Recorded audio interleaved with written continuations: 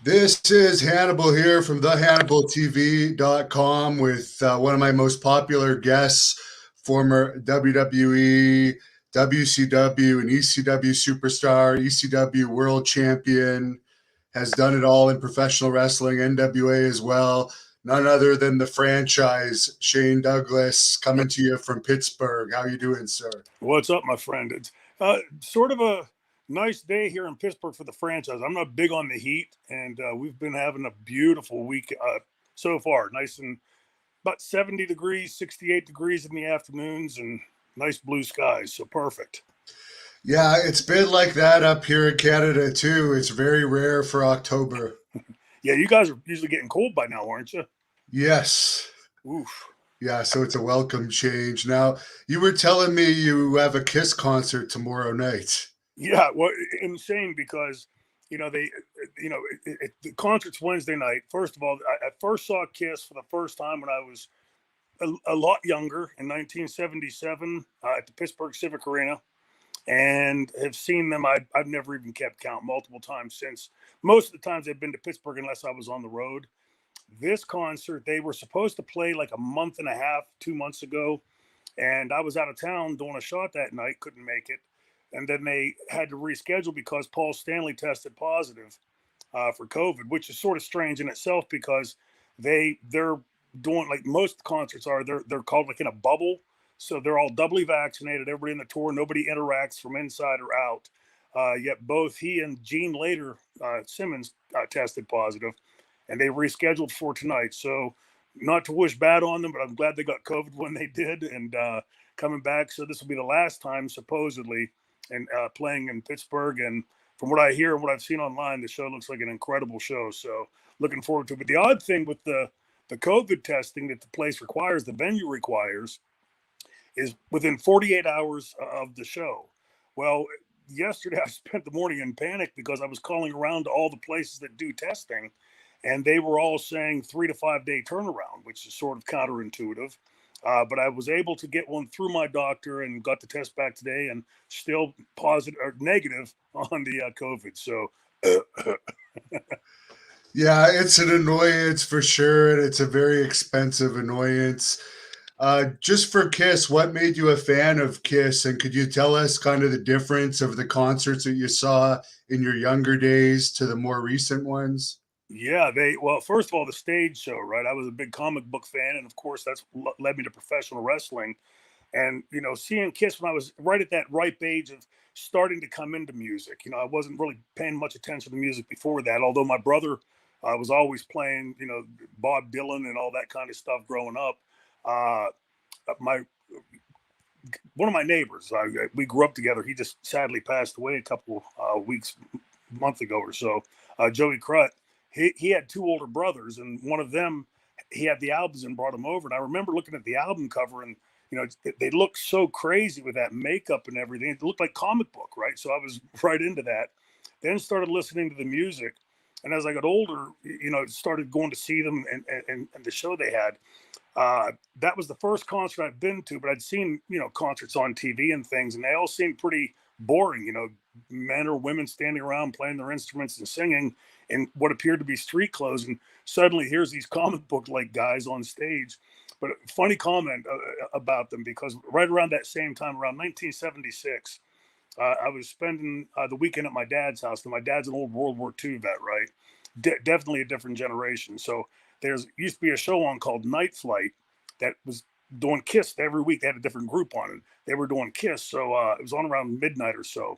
So I told my dad, I said, Dad, this is that group I've been telling you about. So at the end of the show, they have like a concert segment, and my dad came in staring at the TV like this. And right at the end, I said, "What'd you think, Dad?" He goes, "My God, they're wearing lipstick." Just it didn't translate to the generations, but the shows have always been what lured me to them, and their music. I think I love their songs. They've back when they were getting big, they had the critics hated them, right? Their garage band and all that kind of stuff. There's a lot of different ways to look at music. Uh, the most intricate music isn't always necessarily the best, but I would contend that somebody that's been able to sell albums and boot a shitload of albums over 4.5 decades, uh, is probably doing something right. And the stage show that they have is, like I've said a second ago, the stage show is just incredible. And this show has them, it's sort of like a good compendium to close with, because they have all these screens stationed up above the top of the stage at different angles. And while they're playing a song, they have the different time frames of them, back when they first started, and then when they were, big with the makeup and nobody, and then they took the makeup off. They have all that playing up above. So it's really a pretty cool bookend. I'm looking forward to it. Were you in WCW when they did that Kiss character and had the Kiss concert? Yeah, and messed it up about as badly as they could have messed it up, right? Uh, Kiss that was around the time, like right after they had done their first reunion tour, which sold bajillions of dollars of tickets, right? And they, from what I understand, they were signed on to launch each of their characters. The Star Child, the Demon, the Spaceman, and the Cat, right? So Gene Simmons's character, the Demon, was the first. Once they saw what WCW was doing with it, they cut that off pretty quickly. But they debuted that in Las Vegas. We were at the MGM Grand, and the night before, just one of these, crazy things that happens. Dean Malenko and I were sitting in the Carousel, the restaurant in MGM Grand, and because they knew we were with the wrestling, they put us over on the closed side of the restaurant, and we were sitting there just eating dinner. And without my glasses, I see the waiter bringing two guys over toward us. I'm thinking, oh crap, we're bringing some fans over, right? And then they got closer, and I realized it was Gene Simmons and Doc McGee, their manager. And I'm a huge Kiss fan, so I'm wigging out, right? But I don't want to be a pain in the ass to them, like we're off time with fans, right? So I went to walk by, and I thought, there's no way I can't at least say hello. So I stopped. I said, Gene, I want to interrupt you. I'm one of the wrestlers. I'm looking forward to seeing it tomorrow night. And we shook hands, and he saw the scar on my elbow, and he said, what happened to you? And I said something quick, like I zigged when I should have zagged, and went to walk away, and he pulled me back. He wouldn't let go of my hand. In hindsight, it seemed to me that Gene was, the businessman he is, was trying to wrap his brain around wrestling. And I asked him to close out the conversation, hey, when you guys get in gear tomorrow, any way I can get a picture with you guys? He said, make sure you find me.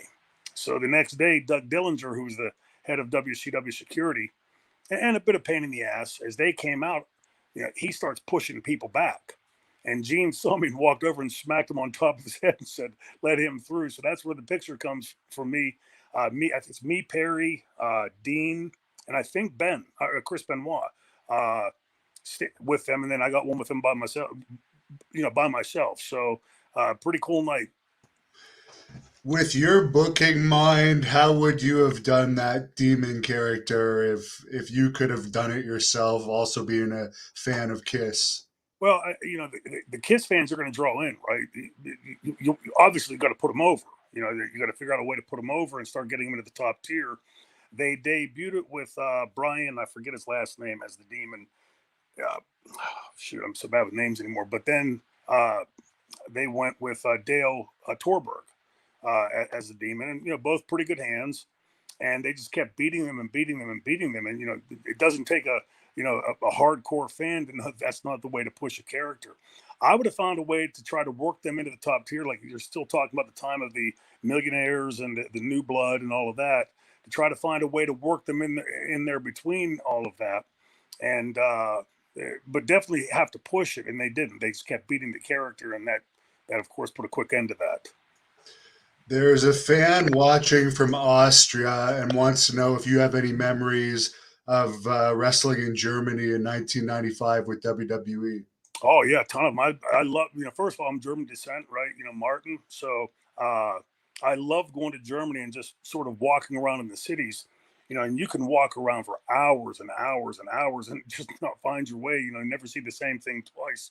Uh, Really cool though to me how they, and I think a lot of European towns are like this, how they keep the old with the new. So you walk through and you find these city centers and things with some really really old buildings and churches and just neat old buildings to look at and see. What stuck out of my mind and memory, overarching from that, was when we went into the former East Germany. My dad had been the first Allied soldier to the front gates of Dachau, which was outside of it'll pop in my head here, Munich, outside of Munich, right? And about 50 miles or kilometers or so. And we all had tour guides with us, like to help us find our way around. Well, they were going to take me out there early one morning because I'd always heard stories about how the wind doesn't blow there and the birds don't sing. It's like you can still feel the death there. And I desperately wanted to see it because my dad had been there. And the morning that we were supposed to go, they were concerned because it's a 2-lane highway that distance, and they were afraid that if we got out, we wouldn't be able to get back in time before the WWE buses left or WWF then buses left for the next city. So I didn't get a chance to see it. But a friend of mine in Germany has since sent me a ton of stuff from Dachau, like mementos and things, and pretty cool. What really surprised me when we went to Germany was the fan base knowledge of ECW. We had been a pretty small promotion here in the States, and I wouldn't have thought that many people in Germany were aware of it.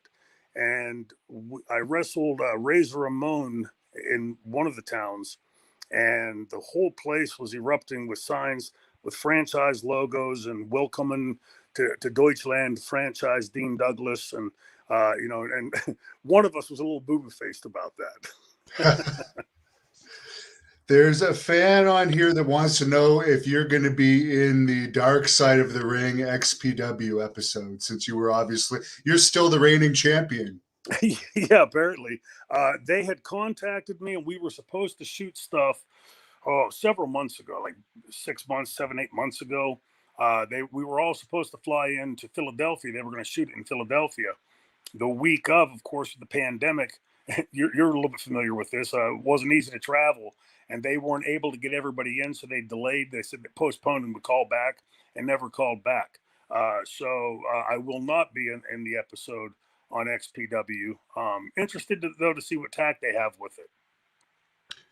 Yeah, for sure. Is there any memories you could share with us about XPW? I mean, you've talked about that fight that happened at ECW with us in the past, but what happened there with XPW in general? What was its mistake? Why it didn't last?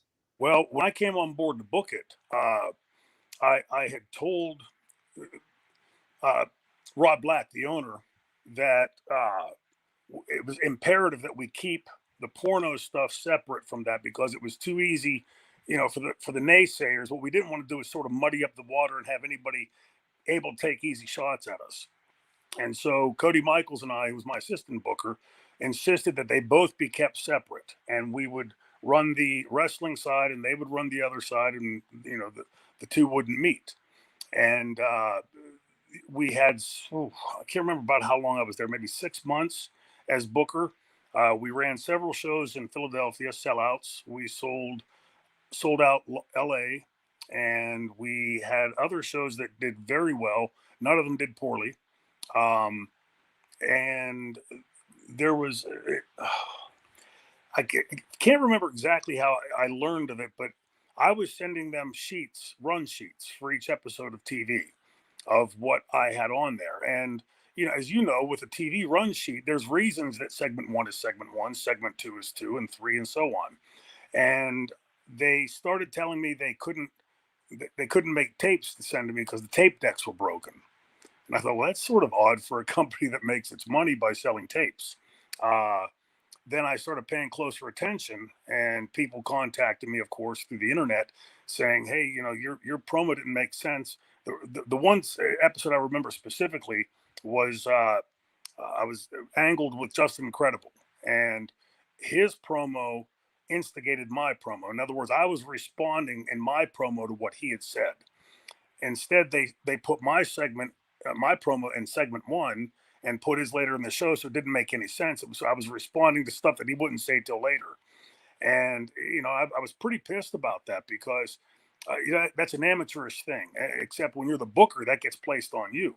So we had some back and forth about that, and then I found out that they were sort of dabbling some of their talent in LA into the porno stuff and back and forth, and I dropped out.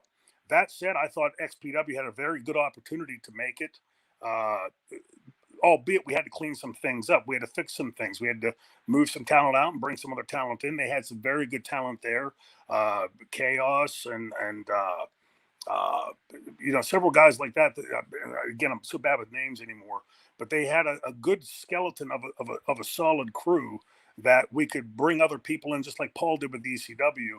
And again, it was just butting heads with Rob and what my vision was, and Cody's vision, and what his vision was, and how he saw running it. So, we had some success there, and he decided, I guess, to go another direction. Did you happen to see the dark side of the ring that had the big fallout about the plane ride from hell, and Ric Flair, your old friend, Yeah. is now in some trouble? Yeah, it's crazy to me because again, we talk about this all the time, and I think pretty much everybody is, right, just how crazy the world has gotten. Look, I'm all for anybody being held accountable for stuff that they've done wrong in the past, but when you start going 20 years ago, we're seeing things like John today, big issue today, John Gruden, right, resigned as head coach for some things that he said in private emails and things. At what point do we start getting to the thought police? And I don't know specifically what John Gruden did or didn't say, but we're just seeing this sort of same thing play out. Uh, and it seems to me that we're seeing, it play out in a way that one side is, held to account, and another side is sort of not so much. If they're going to do it, that has to be an all or nothing proposition. I think my personal opinion. Uh, but the plane ride from hell, that story has been out there for so long. That I was surprised that it sort of just exploded like it did again with the airing of that. Uh, I there's a lot of thoughts on this, and I for one, if I had done any of the kind of stuff that a lot of these guys on the road had done, I'd be sweating a little bit right now. I was the boring guy that was usually in my room watching HBO or ESPN. Um, you know, I I'm, I feel pretty safe in saying that there's no skeletons out there like that in my closet, because I'm a firm believer the way I was raised by my mom and dad: treat people like you want to be treated. And I've pretty much led my career like that, thankfully, looking back, because But that said, I don't know about you. I'll speak for myself. I don't want to generalize, but I'm an idiot in a whole lot of ways, and I've said and done a lot of stupid stuff in my life because I'm a human being, far from perfect. uh, but I'm pretty clear conscience when I say I've never hurt somebody else, I've never taken advantage of somebody else. uh, and a lot of these guys can't say that, and so I think Flair being the front end of that, getting held to a pretty strict account. uh, some of these guys and the things they've done on the road, I'd be a little bit worried. And I know you were at one point friends with Tommy Dreamer. He kind of got his job taken away from him at Impact. I don't know how much they actually pay these days, but I don't even know if he was aware of how everything was being presented Yeah. before he made the comment that he got thrown under the bus. Yeah, Tommy's. You said we're friends. We've been friends. We'll be friends. Tommy's a good guy in my book. Uh, what I know what Tommy was trying to do. Tommy wants anybody that doesn't understand, like especially from outside our business, the things that we've seen in our business, and sort of the bubble we live in, and was trying to explain that. When I watched it after all of this hit, it was like a week or so after all of it hit, and the way that they had edited it together, sort of put him in a bad light. Hopefully Tommy can weather through this, because I can tell you, I don't believe Tommy has a bone in his body that advocates that kind of thing. And he even said so much in what he said, but that's what I'm talking about. Like with you could probably take any of the many interviews that we've done and selectively edit, pull a word here, a sentence there, put it together and make me sound like a pretty big jackass. Probably wouldn't be too hard, but yeah, it's a shame to see. But again, it's this world we're living in, and I'm sort of stunned because Tommy is pretty bright, and in the world that we're living in, to go out and say those kind of things, even for no matter how innocent or honest the reasons were, you got to be very careful. And I think a lot of people in the wrestling business are probably taking note of that and worried about being interviewed point forward. It would be funny to see you do a promo on Ric Flair now that this helicopter trick is out there, and you could really destroy him. It's But yeah. No, I think the destruction's already pretty much been done. Somebody sent me something that they sent, like they took my picture off of my verifying picture off of Twitter, holding my sign of Shane Douglas and whatever, and put on there, "I told you so." It's yeah, but he's paying a pretty steep price now, so a lot of time to think about it, right? yeah, at least he seems to be fairly set financially now from the crown jewel payoffs and his Sure. daughter and his son-in-law. Yeah. Yeah. So looking back, I want to be careful I tread here. Uh, Looking back, the things that I saw back then, I was so mortified by, because it was pretty aberrant behavior, right? It wasn't, I never saw anybody raped or anything like that, for God's sake. I'd have called the police if I did. But 40-something-year-old man running around the hotel naked, and things, stuff you did back in your fraternity days, like way back when you were a young dumb kid. It just seemed odd to me. But that, again, that was the bubble we lived in. So uh none of us, I mean, who today could sit here and say 20 years from now, 30 years from now, what are the trends going to be? And I don't think that anybody back then would have been able to look at now and see the kind of trends that we're seeing today.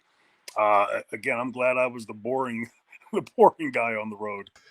Yeah, it's interesting. I know you used to be friends with Bruno Sammartino, and I heard a shoot interview with him from like 15 years ago where he was saying he didn't think Ric Flair was a good champion because of that kind of naked running around at bars and hotel behavior. But he seemed kind of bitter at that time. But now, looking at that and hearing these stories, he actually had a valid point because, of course, Bruno never did any of that.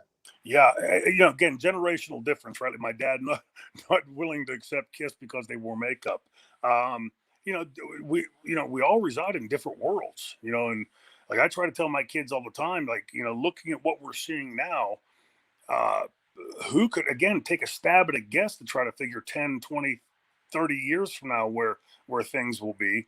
And that's why whenever I taught history, I used to always say, and I tell my kids this all the time, history must be viewed through a contemporary lens. So if you try to look back even 10 years and apply a 2021 world on that, you're playing a fool's game, because 10 years ago they didn't reside in 2021. The social mores and ethics and morals and things are change with time.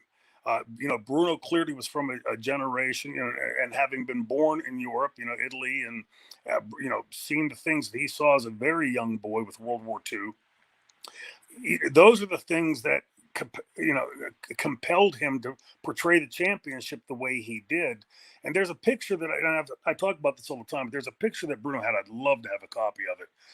He's sitting in a nightclub, black and white photo, in a corner booth, and he's sitting there with Mickey Mantle, Joe DiMaggio, Sugar Ray Robinson, and somebody else. There's four amazing sports, icon, legends sitting with him, and you can tell that all four of them are just like flipping out because they're sitting with the world wrestling champion. And I think in a lot of ways our business has taken a turn away from the type of stuff that, the way that Bruno would portray the business and the way the business portrayed itself. uh, that opens a lot of this up to criticism down the road. Speaking of how little value the world champions have these days, do you think WWE, now that they have legitimate competition with AEW, should get rid of the two brands and these multiple champions? Because it's so confusing if you're not a wrestling fan, who's the WWE champion? And like, I couldn't even tell you. Yeah, it's next to impossible, right? Because they got 106 belts. I remember seeing in one of the episodes of one of those shows they ran on the network, and Hunter was sitting on a stool in front of a wall of belts, literally like 30, 40 belts behind him. And I thought, well, that's a problem, right? No, if everybody has a belt, the champion isn't special, isn't elevated. I don't know about connecting the two. It does seem to me, and I've talked about this at length in my podcast, Triple Threat Podcast. It does seem to me that now, even though the WWE is still winning the ratings battle, by a considerable margin, about 100% or more, uh, the doubling, what AEW is doing, it does feel, especially for those of us in the business, it does feel like the momentum has completely shifted to AEW. And right now they're booking really wisely. They've got a lot of big names, that they've signed, and they're rolling them out in a slow fashion, to keep the cascade rolling. It does have a feel that the momentum has completely switched in their favor. Now that remains to be seen if they can continue that. It's a hard thing to continue, especially when you're up against a juggernaut like WWE. Uh, but it sure seems to me that right now, with what I'm watching in WWE programming, that they're complacent and flat-footed. I love Bobby Lashley. I've always been a fan of his. Super great guy. But you know, to me, the long road that he had to get to the title, they should really be augmenting that. Bobby Lashley is the champion, and the path he had to take to get there. There's a story to be told there, and it seems to me that they've forgotten how to tell the stories. It's all the booking to me today seems like the fireworks approach. The ooh and ah. Let's shock everybody and surprise everybody and get an ooh and ah that's forgotten 30 seconds from now. Those stories I remember vividly, even though it's been a while. Those were the things, the characters and the stories are what drew me into wrestling as a small kid. Uh, and through most of my career, it was that drove wrestling to incredible heights. And now it just seems that everything's like almost like a pie in the face type of slapstick approach to booking, that I'm not so sure is working. But it certainly seems that AEW has the momentum now. And I've talked about this in my podcast. Can they start to chunk down that difference, that 100% separation in the ratings? Even they're out there crowing about them winning the demographic, and that's a nice win. But on the head to head, you've got to be able to compete numbers wise. And when you see what Rampage is doing, each week seems to be dropping a little bit lower, and that seems to be the AEW model, right? They jump up here and there, and then slowly falter back into their range, that 7, 8, 900,000 range. And they've been keeping it a little bit above a million. With the nice rollout, the way they've rolled out CM Punk and Brian Daniels, keep the fan tuning back in. Uh, the question I have now for them long term to be able to chunk that down will be, can they book all those big name talents and keep them all relevant as they chunk that down, or are they going to pick up some of their favorites like their pets and stick with that? It's a tricky road ahead, like a sort of a minefield ahead for them to book that, to try to break down that separation in the overall numbers. What do you think about them basically keeping on hiring all these people?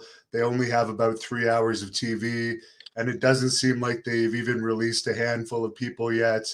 And they keep taking even low card WWE guys now, which I could imagine it might piss off some of the AEW guys that were already on the roster getting pushed further down, but they're still not getting fired. So seems like a bit of an overloaded roster.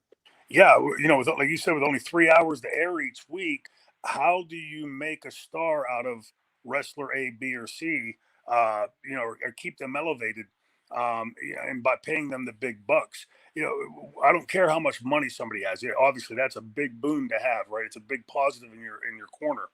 But sooner or later, it's always been my experience that the accountants will get involved when something doesn't make sense financially, and it seems to me there's an awful lot of money going out the door when I don't really know how much money's coming in the door yet. They I'm sure they're selling merch and stuff like that, but they're up against the behemoth with WWE, and they're going to have to show that they can compete toe to toe, head to head with WWE before they can start to chunk down those numbers and increase the money coming in.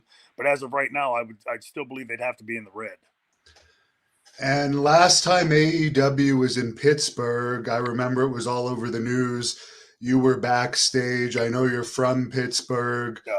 How was that experience? That was great. They were all very cool. A friend of mine, Ned Rolsma, who was a recurring character on How I Met Your Mother. He's the big 7 foot guy. I was, have fun. I'll tell, like, before he shows up somewhere, I say, hey, a buddy of mine's coming. He's a small guy. He's real, touchy about his height. So don't say anything. And he's 7 footer walks in, right? But he had called me. It was literally the week that Dominic DeNucci had passed away. A couple days later, like a day or 2 or 3 later. And he had called me earlier that day and said, hey, he had been to the Wednesday night taping and asked if I wanted to go up to the Friday taping.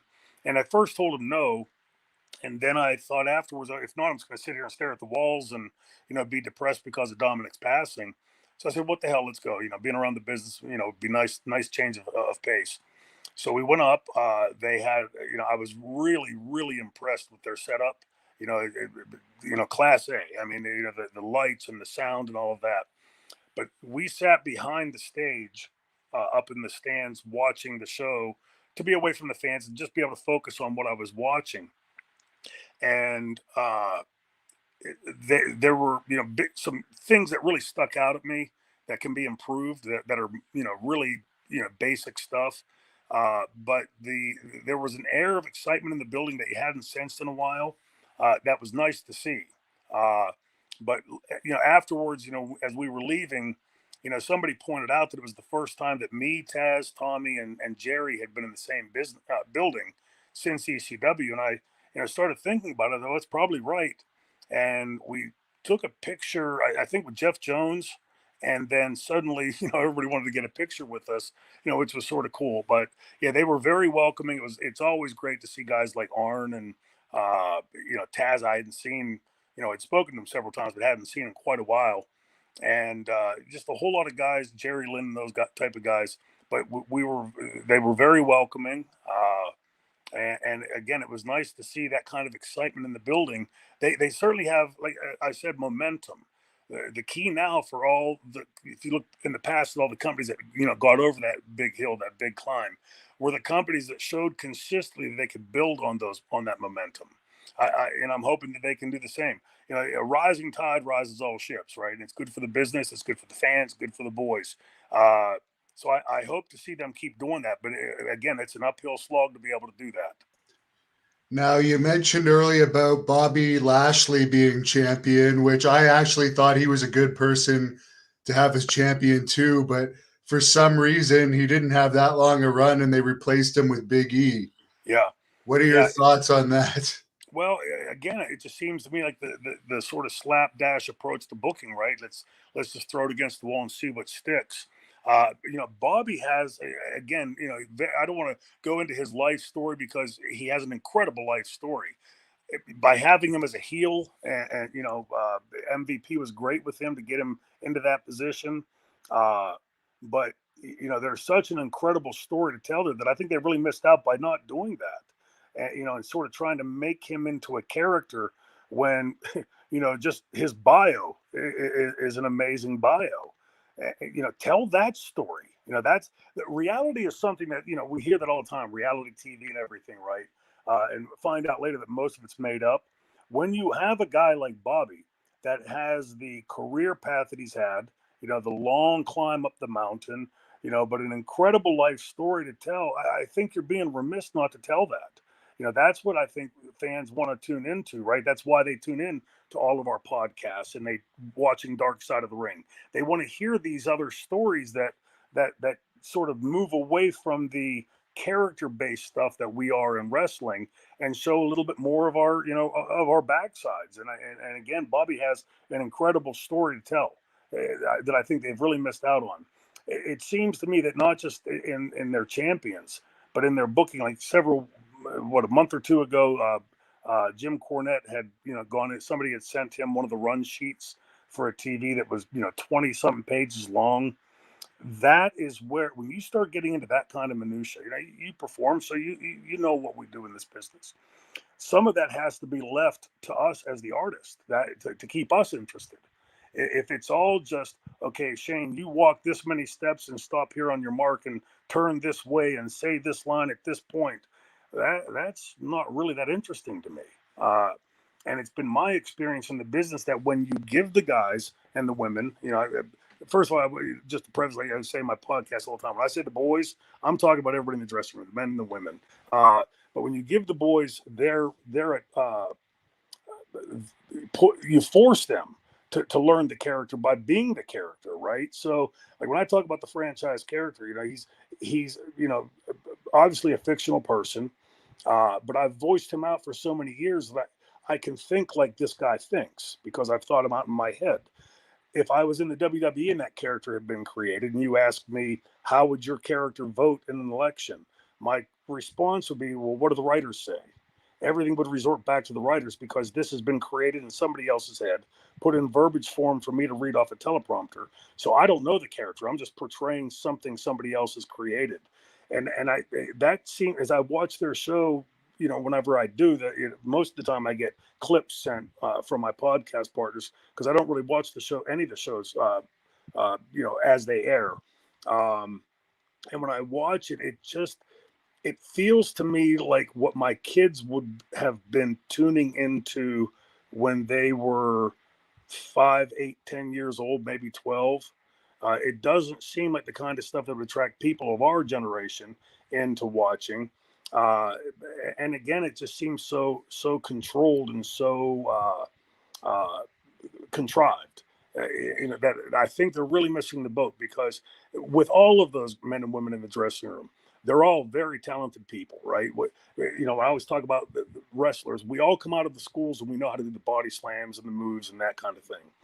When to do them is the critical point. When to not do them is another critical point that needs to be learned.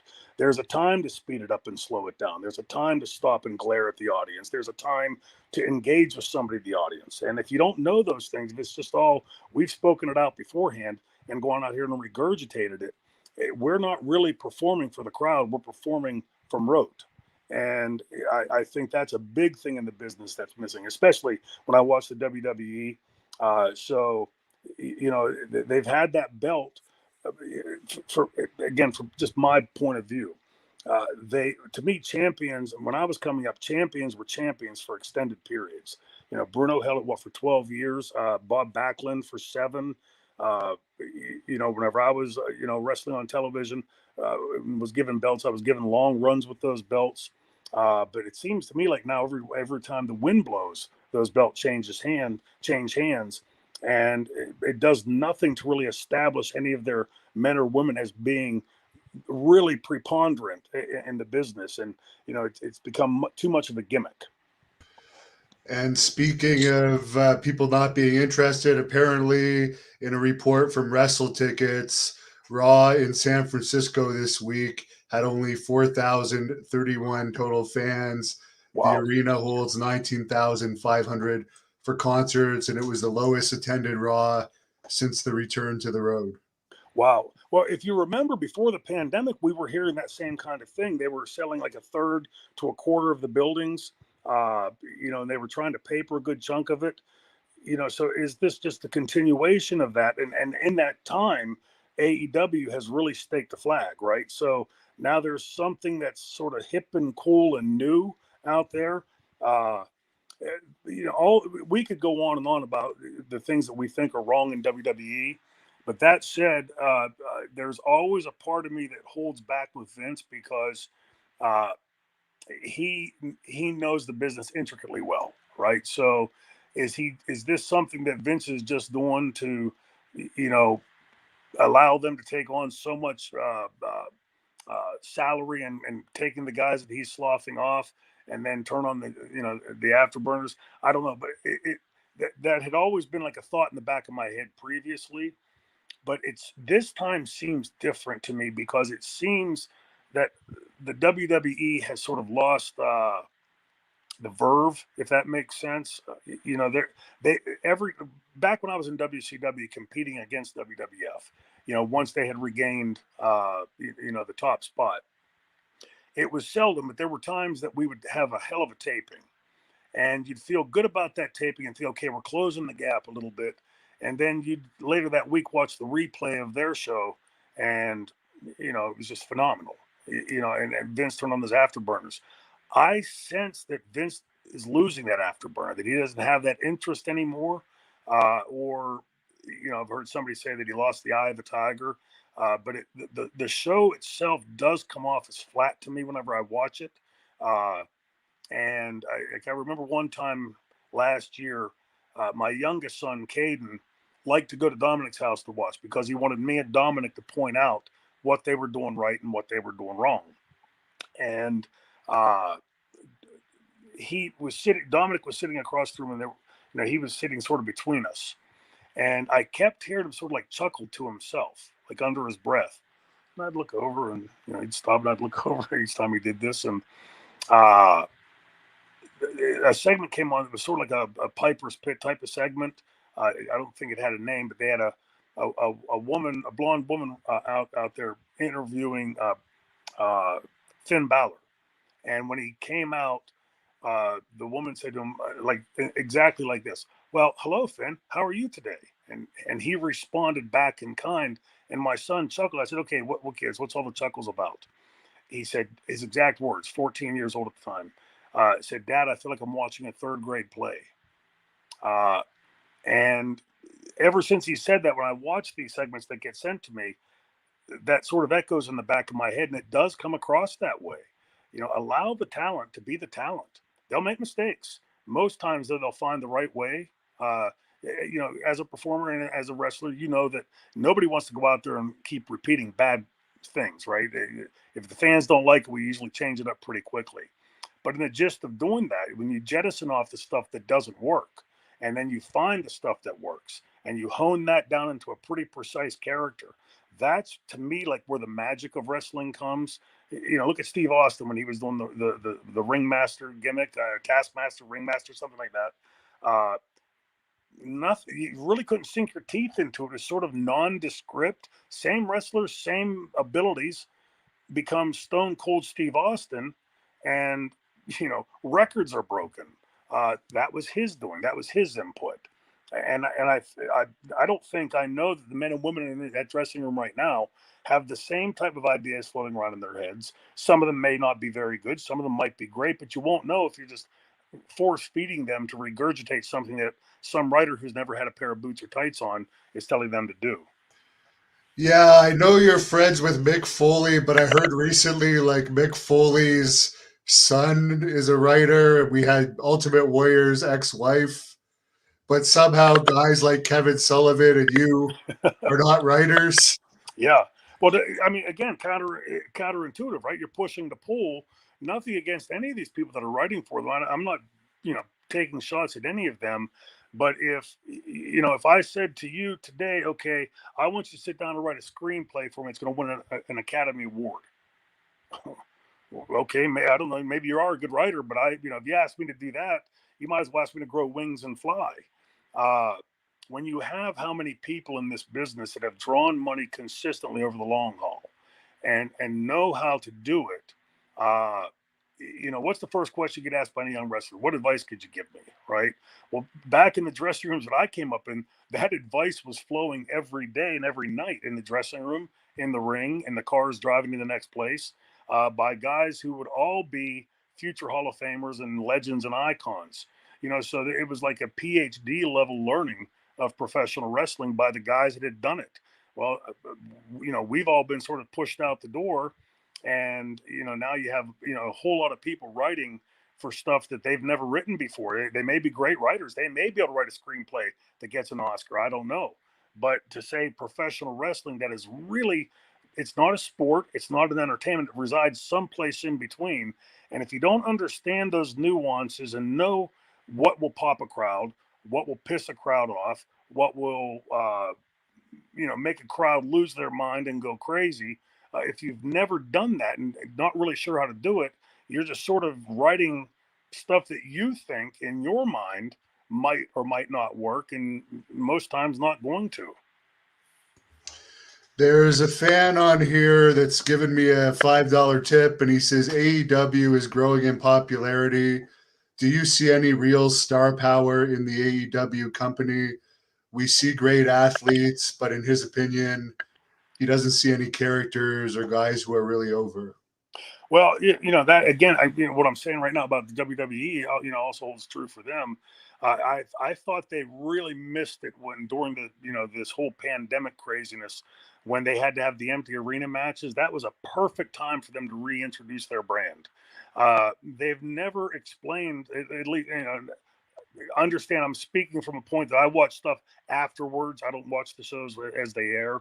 But it seems to me that they've never really explained to the fan base, you know, what makes this character what they are. Like Pac always comes off, and he seems like he's always mad at the world. Why? Why is he mad at the world? Explain that to me as the viewer. And now I'll sort of understand. Will he help an old lady across the street or kick her cane out from under her? They could have done that during the pandemic, and made those shows a little more interesting. Spend half an hour on this character, half an hour on the next character, and have those two with an empty arena match. At least there'd have been some interest going into it. That said, let's face it, Chris Jericho, he's been around the business for a long time. He exudes stardom, right? He knows where the camera is. He knows how to turn it on, as he should, for having been on top for as long as he's been. MJF, he's got star written all over him to me. As a heel, watching him perform and do the things that he's doing, he's really going out of his way to get heat, right? And not worried about his t-shirt sales or whatever. They have an entire dressing room doing the same thing, or not doing that same thing. They're just going out and performing as what they believe they are, but that's never been explained to the masses.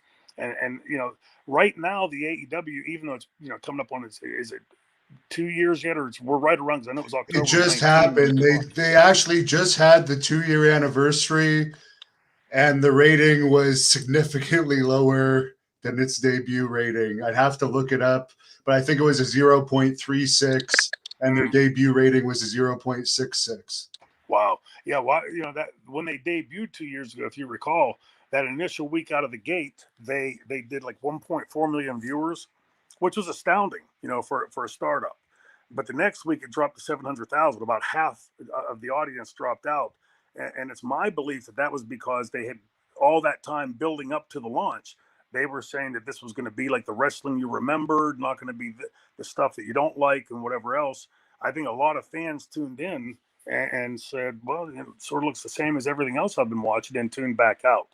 But they still are the new entity, right? Even 2 years in, uh, even though they're much more known quantity now than they were 2 years ago.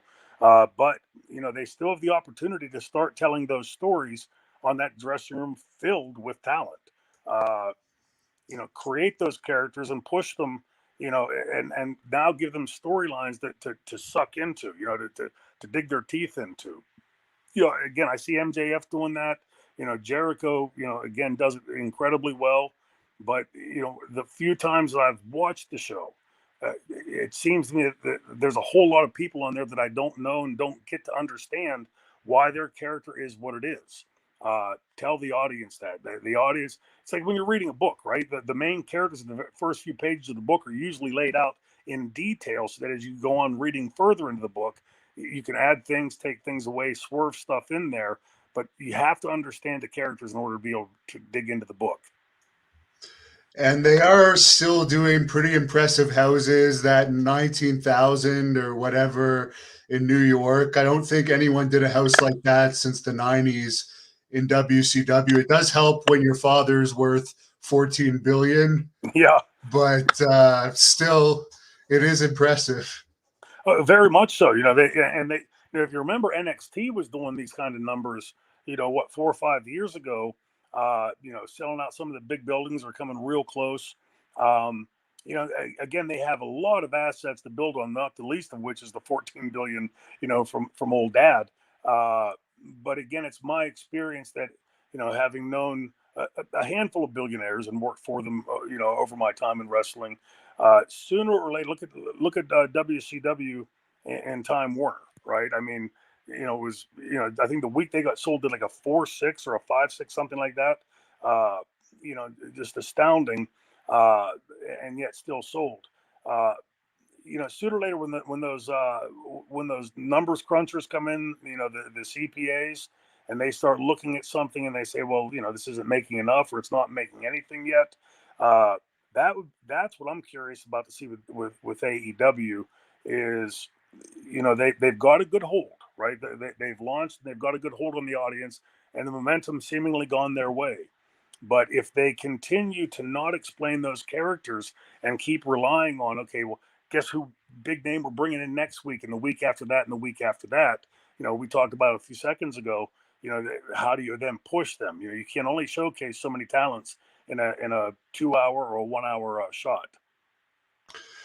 Tommy Gunn wants to know, what was it like working with Goldberg, and are you surprised he's still wrestling? Supposedly still making about $3 million a year, from what I hear. Bill's a great guy. I'm happy to see these. First of all, still in phenomenal shape. Uh, he's super easy to work with for me in WCW. Albeit I think the company didn't do it properly. Um, there was no reason to just feed me up after building that heat to just take it right off of us. I think we could have really built that to something special. But again, that was just endemic to WCW at the time.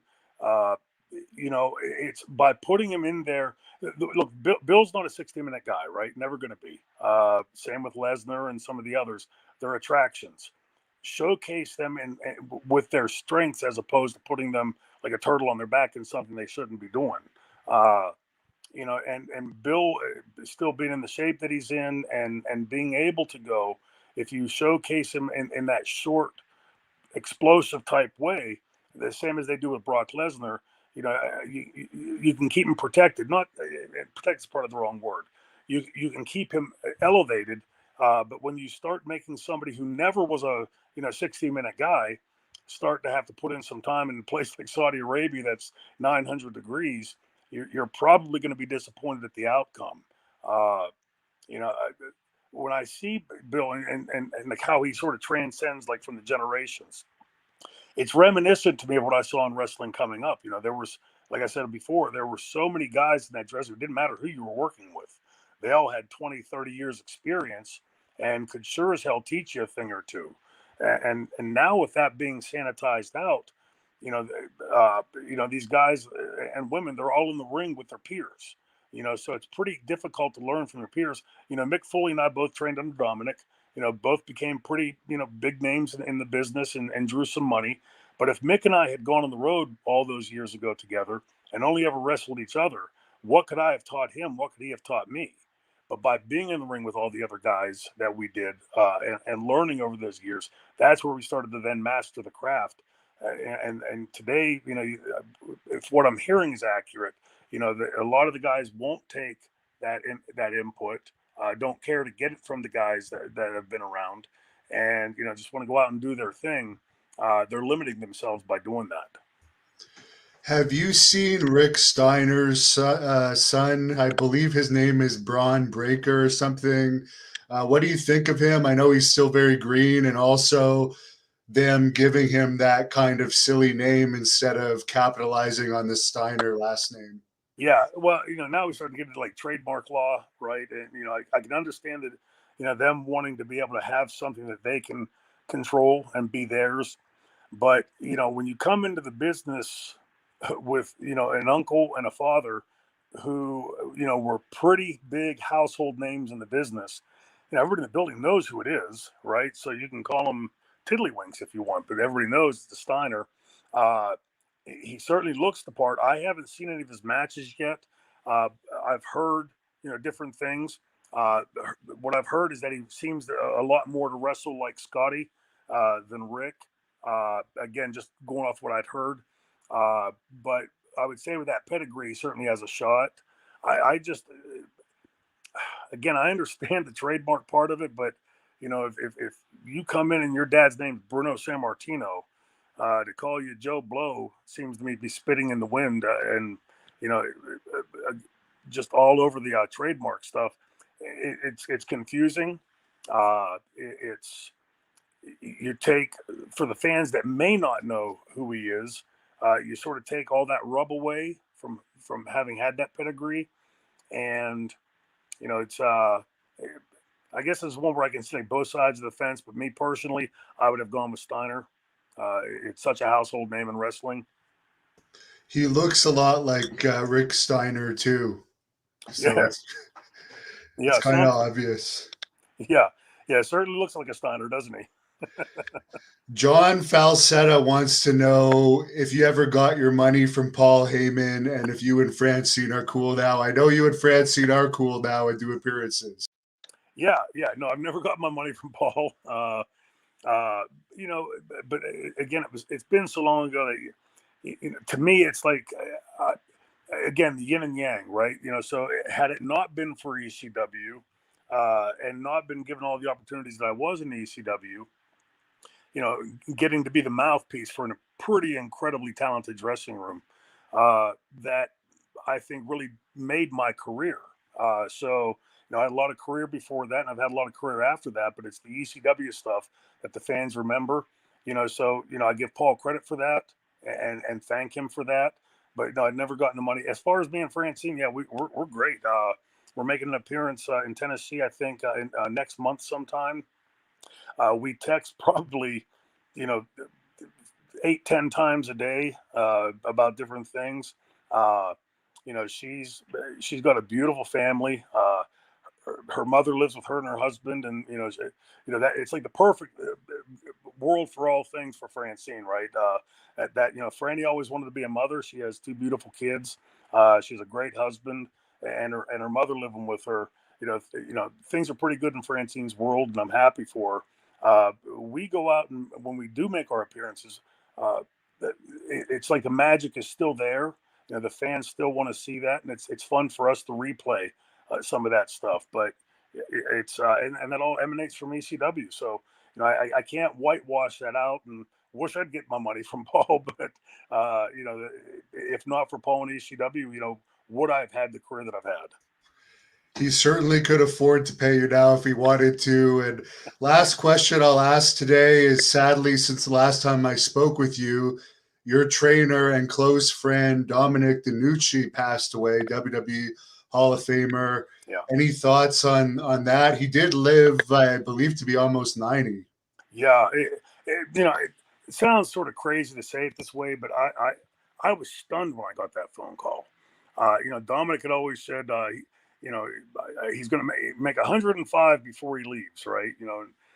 And he was so healthy. I mean, stop and think. At 90 years old, had all his teeth, didn't use a hearing aid, didn't use glasses, uh, ate a pristine diet. It was really, really something with his diet.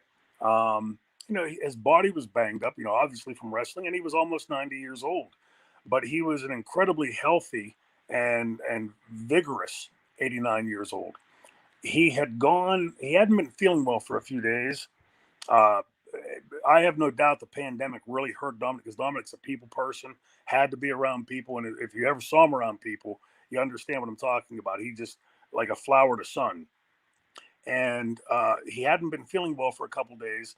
And his daughter took him to the hospital just to play it safe. And, they'd over the pandemic, there have been, 3 or 4 of these episodes where he'd go to the hospital, overnight, come home tomorrow.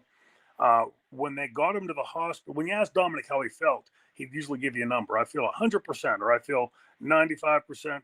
If he said 90, that meant he wasn't feeling well. And when Danielle took him just as a precaution, because he hadn't, been acting himself for a couple of days, got him to the hospital, and his blood pressure was 44/40, which is mind-blowingly low. That he was even still conscious at that level is surprising. So they immediately rushed him back. Got an IV in him. He had an infection shortly before that, and so they started giving him antibiotics as well. Within an hour, his blood pressure had doubled, and he was joking with the doctors and flirting with the nurses, being Dominic.